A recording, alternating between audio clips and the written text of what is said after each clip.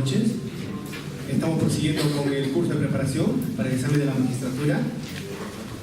El día de hoy se va a desarrollar todo lo concerniente a Derecho Penal Parte Especial, de lo referente a corrupción de funcionarios, lavado de activos y criminalidad, para la cual tenemos la muy grata presencia del doctor Ramiro Salinas Sicha.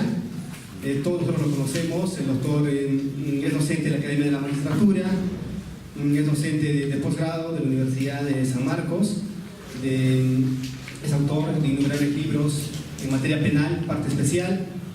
El doctor actualmente es magistrado superior penal de la sala penal dedicada a delitos de corrupción de funcionarios con el nuevo Código Procesal Penal. Él va a desarrollar todo el concerniente a los casos prácticos que les hemos repartido. Doctor, esas preguntas son de los exámenes que ha tomado el Consejo este año, en el mes de agosto y el mes de mayo. Son todas las preguntas referidas netamente a esas materias que se va a desarrollar hoy día. Por favor, recibámoslo con un voto de aplauso al doctor Ramiro.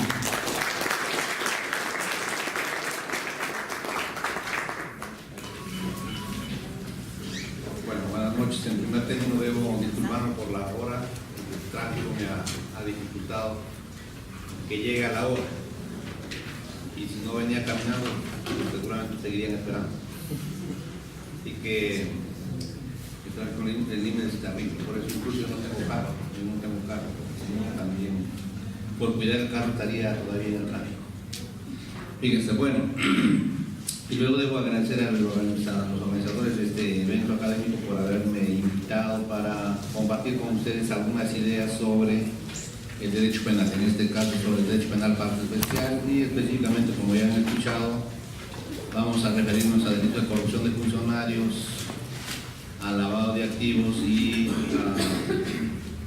al delito nuevo, delito novísimo, y cuidado, eso de repente puede venir en el examen que van a aplicar, es sobre el delito de corrupción, de crimen organizado. Delito, antes era una nomenclatura sin contenido, pero ahora es un delito autónomo, específico, particular, diferente a la asociación ilícita para delinquir, diferente a la banda criminal. Entonces todos esos temas vamos a tratar el día de hoy. Y por supuesto, hubiese sido necesario hacer una clase introductoria sobre lo que es teoría del delito, sobre lo que es los delitos de corrupción de funcionarios, para más o menos refrescar la memoria, porque estoy casi seguro que todos lo conocen, todos lo manejan. Tan es así que quieren ser jueces, quieren ser magistrados, porque aquel que no está preparado mejor no debiera atreverse. ¿Por qué no debiera atreverse? Porque ya conozco a amigos jueces, fiscales que han sido nombrados.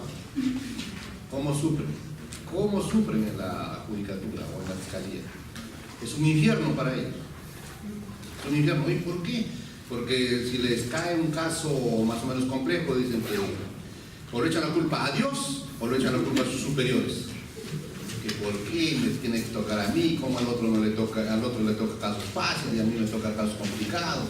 O Dios me ve mal, o mi coordinador me ve mal, dicen los fiscales. O el juez superior me ve mal, no me va a mandar casos complejos. Entonces, ¿por qué sufren? Por desconocimiento. Aquí vamos a hacer las cosas claras. A mí me gusta, yo lo digo en todas partes, en la Academia de la Magistratura, en las universidades, o en los colegios de abogados. Hay que ser claros. Si tenemos problemas en la administración de justicia, hay mucha delegitimación de la administración de justicia, es por desconocimiento. No por corrupción, yo no veo corrupción. Es difícil.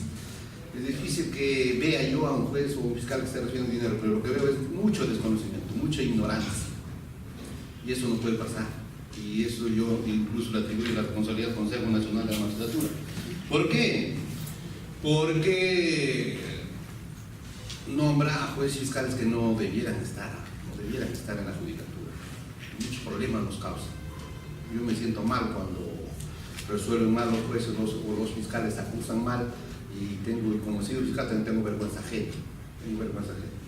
¿Me entienden? Entonces, como ustedes están ya a puerta de dar un examen, se han atrevido a postular, ya se supone que están preparados. Lo que vamos a hacer ahora es solamente actos de aprobación y vamos a darles algunos tips de cómo podemos aprobar. Para aprobar es sencillo este examen, los exámenes del Consejo Nacional. Tan sencillo es que solamente un 10% de los concursantes aprueban. Fíjense, ¿a qué celebrar? ¿A qué celebrar? ¿Verdad? Y eso es, desde que el Consejo Nacional de la Magistratura está tomando exámenes, siempre un 10% aprueba estos exámenes. Ahora en el concurso, este último no, el pasado aprobaron solo 22, creo, 22. ¿Y cuántos preparaste? 1411. ¿Y cuántos preparaste aquí? No vamos a realizar curso. No, ¿verdad? Poquísimo aprobaron. Oye, ¿qué pasó? Pero si las preguntas es sencillas, las preguntas son sencillas. Ahora van a ver, yo lo voy a preguntar y ustedes, estoy seguro que el 100% va a responder. Pero ¿y cuando estamos en el examen químico? Debe haber otros factores, ¿no? Debe haber otros factores. Por eso, si el examen es este domingo, ustedes desde mañana tienen que concentrarse. ¿Qué desde mañana? Desde ahora tienen que concentrarse. ¿Qué es concentrarse? Ya ustedes saben a qué me refiero. Tienen que estar con todos los sentidos para responder este examen. Como vuelvo a repetir, es sencillo, las preguntas son muy sencillas. A nosotros que nos piden plantear preguntas para el banco de preguntas del Consejo Nacional de Magistratura, lo hacemos, las preguntas las más elementales, las más elementales. Sin embargo, el 90% de colegas, abogados, no atinan. ¿Qué se deberá? Fíjense, lo primero que tenemos que decir, y claro, aparte de preguntas de la parte especial, les van a venir preguntas de la parte general. Por ahí voy a empezar. Aún cuando ustedes ya lo saben, ya tienen conocimiento, pero aquí me han dicho que se ha hecho recordación, porque esto, no doctor, recién voy a saber, o recién voy a aprender, no, ya es muy tarde, muy tarde. Aquí lo que vamos a hacer es dar algunos tips de qué puede pasar, qué les pueden preguntar y cómo van a contestar. Fíjense. Entonces, lo primero que tienen que saber, ¿qué es delito? Fíjense, hay una pregunta sencilla y todos, o mejor, el 90% no atinan. Solamente un 10% atina y eso ya están nombrados juez y fiscal. Fíjense, la moderna teoría del delito. Si yo le preguntara, si estuviera en mi clase en la Academia de Magistratura, jueces, fiscales, yo le pregunto esto, ¿qué es delito? ¿Qué es delito? Todos me responden, es una conducta. Todos me responden, típica, antijurídica y culpable. ¿Quién me dice que es cierto ese concepto? Ahora, aquí. Si tienen ese concepto, están mal, tienen que volver a la universidad. ¿Por qué? Porque delito ahora, modernamente, es conducta típica, antijurídica, culpable y punible. ¿Qué es la punibilidad? Bueno, no voy a explicar qué es la tipicidad, la antijurídica, culpabilidad, porque eso ya todos lo conocemos. ¿Qué es la punibilidad? La punibilidad es la posibilidad. Posibilidad que tiene el Estado, ya lo voy a escribir, porque ya si no captan esto ya van mal el sábado, el domingo. Es la posibilidad que tiene el Estado de sancionar. Fíjense, oye doctor, ¿qué? Que ante toda conducta típica, antijurídica y culpable, ¿necesariamente no viene una pena? ¿Necesariamente el juez no lo va a sancionar? No. ¿Por qué? Porque aquí aparece, en esta parte, muy desconocida mucho tiempo, olvidada mucho tiempo. Aquí que aparece las excusas absolutorias o las causas que cancelan la punibilidad. Es decir, ante una conducta típica, antijurídica, culpable, pero que por ahí hay una excusa absolutoria. Fíjense, pese que es la conducta típica, antijurídica, culpable, no se le puede sancionar.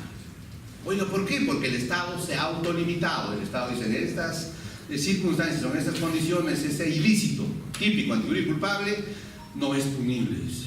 Y por lo tanto, no le podemos poner sanción. Y aquí ya viene la pena, vienen las consecuencias jurídicas del delito. Un ejemplo, los hurtos entre cónyuges, fíjense, es una conducta típica, antijurídica, culpable. Pero el 208 del Código Penal, ¿qué dice? No son punibles. ¿Esto qué significa? Que el Estado, en esas circunstancias, ha dicho, no hay ese elemento de punibilidad. Y si no hay ese elemento de punibilidad, no hay pena. Entonces, ¿qué dicen ahora, modernamente? Ya estoy hablando modernamente. ¿Qué dicen ya? ¿Qué dice Roxin? Al menos en eso sí se han puesto de acuerdo. y todos los roxinianos, todos los jacobsianos modernos, actuales, ¿qué dicen? Están asumiendo con toda legitimidad que un otro elemento más de la moderna teoría del delito es la punibilidad. Y doctor, ¿y por qué me dice eso? Porque también vienen los exámenes en el Consejo Nacional, bueno, en el banco está, ya ha salido, y puede ser que este domingo salga esa pregunta, que dicen, de los que se mencionan, fíjense, de los elementos que se mencionan, ¿cuál no constituye elemento del delito?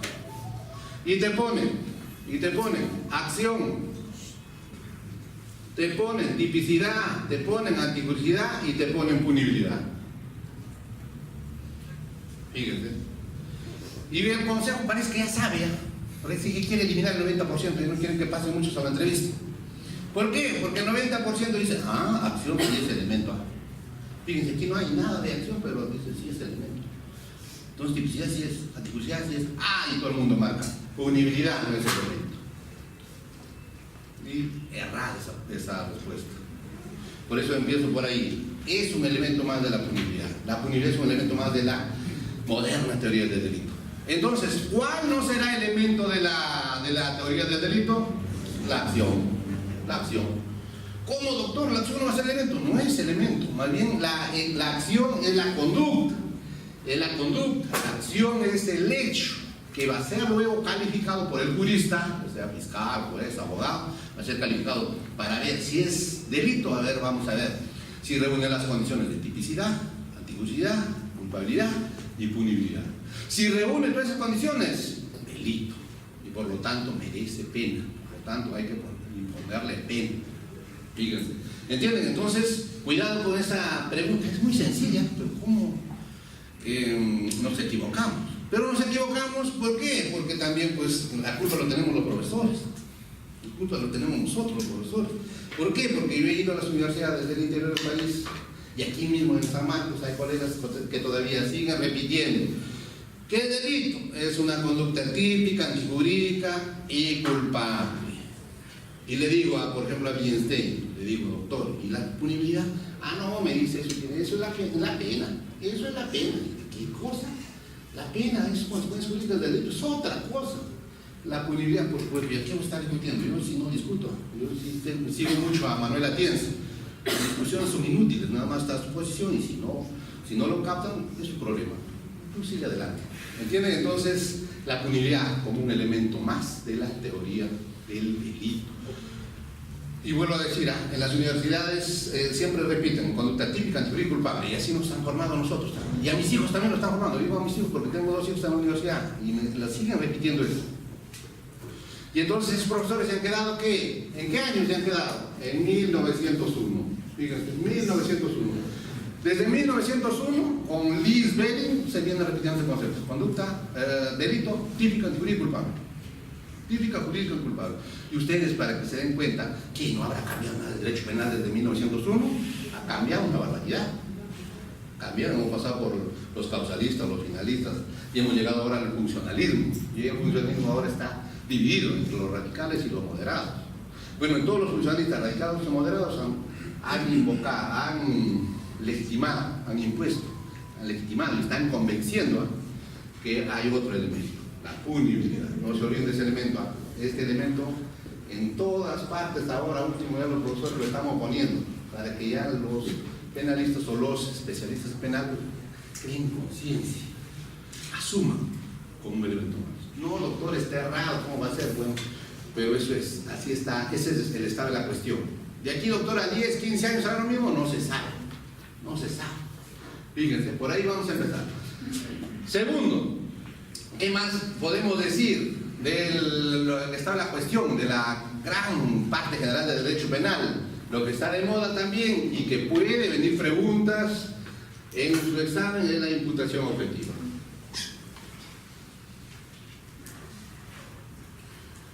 ¿Qué significa imputación objetiva? Bueno, no hay tiempo porque si no les preguntaría. Bueno, aquí me han dicho que no les pregunte porque se van a traumar. Mejor de frente yo hago la clase, porque si no les preguntaría y por supuesto todos querrían participar y por supuesto, y estoy seguro que el 10% atinaría y el 90% no atinaría, porque les preguntaría ya para hacer un ensayo. La imputación objetiva es un elemento de la teoría del delito. Les pregunto, ¿de cuál de sus cuatro elementos, de sus cuatro grandes elementos? De la tipicidad, fíjense, de la tipicidad. Ustedes tienen que tener claro eso. La imputación objetiva es hija del funcionalismo, se dice, es hija del funcionalismo y es un elemento más de la tipicidad. Y por supuesto, ¿qué es la imputación objetiva? Imputación objetiva, fíjense, conceptos sencillos, ¿no? El derecho penal es sencillo, todo el derecho es sencillo, ¿no? Para mí el derecho civil es más sencillo que el derecho penal.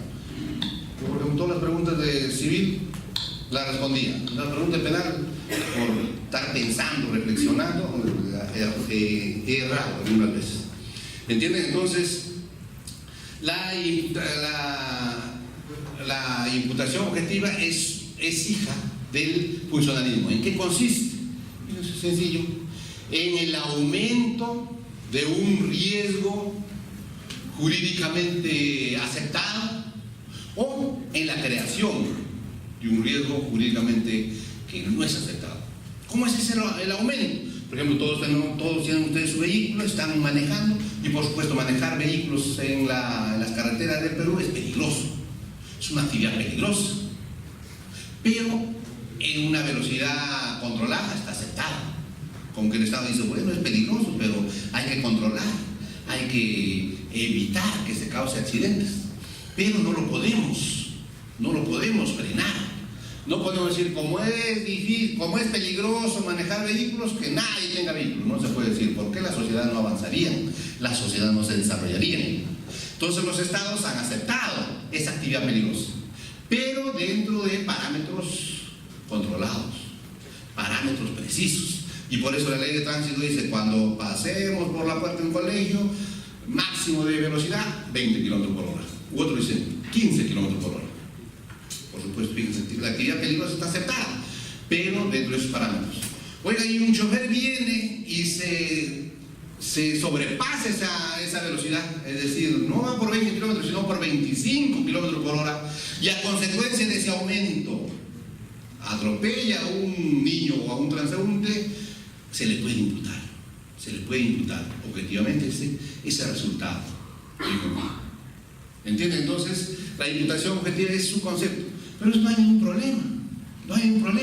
¿Dónde viene el problema de la imputación objetiva? Los criterios. ¿Qué criterios? Otros dicen principios, no, yo digo criterios nomás. Criterios que excluyen.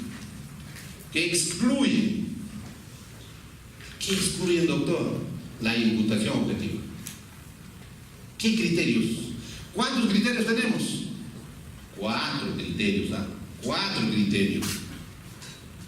A ver, un criterio, a ver. Principio de confianza, provisión de regreso, ¿qué más? Imputación a la víctima o autopuesta en peligro de la víctima, y el otro, riesgo permitido. Fíjense. Pero las preguntas y aquí me voy a referir al examen, ¿no?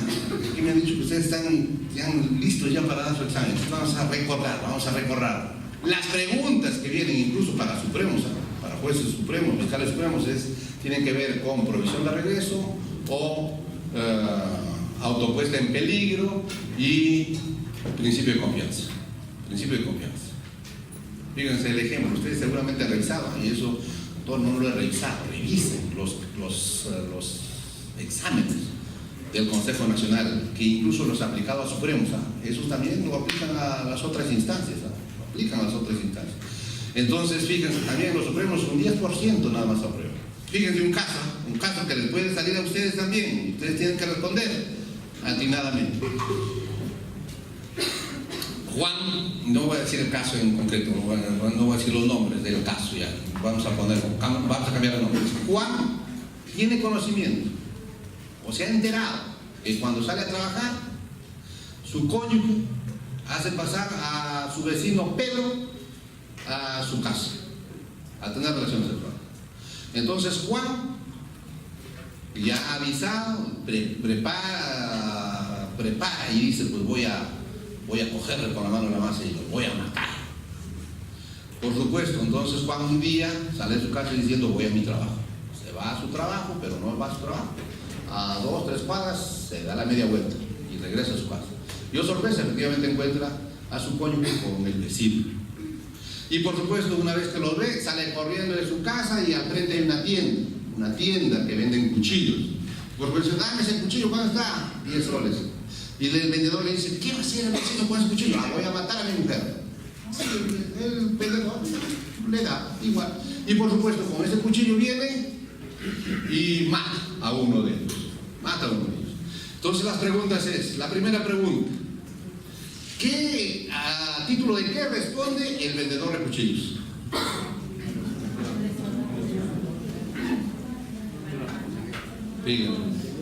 ¿El vendedor de cuchillos tendrá alguna responsabilidad respecto de la muerte por haber vendido el cuchillo? Fíjense. Y por supuesto, algunos dicen, sí, responde, ¿cómo? Porque él ha conocido, él conocía, le dijeron que iba a vender, iban a matar. ¿Por qué le va a vender? Se ha sobrepuesto al principio de solidaridad mínima, o al lesionar el principio de solidaridad mínima, y debe responder. Y por supuesto, la mayoría responde, que sí debe responder. Y la respuesta es como ustedes lo dicen, y me da mucho gusto, no responde penalmente, porque estamos ante una conducta estereotipada. Estamos en una conducta neutral y por lo tanto, ¿qué se aplica ahí? Prohibición de regreso, fíjense. Otro ejemplo, otro caso que sale siempre en los libros se titula así, Rock en Río. Lo vamos a cambiar, puede venir con otros nombres, ¿sabes? Y dice Juan que tiene un establecimiento, bueno, tiene una discoteca al costado del río, al costado de un río.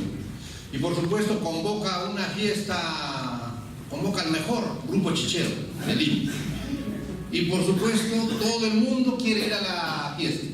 Llega un momento en que ya entra una persona más a la discoteca, al local.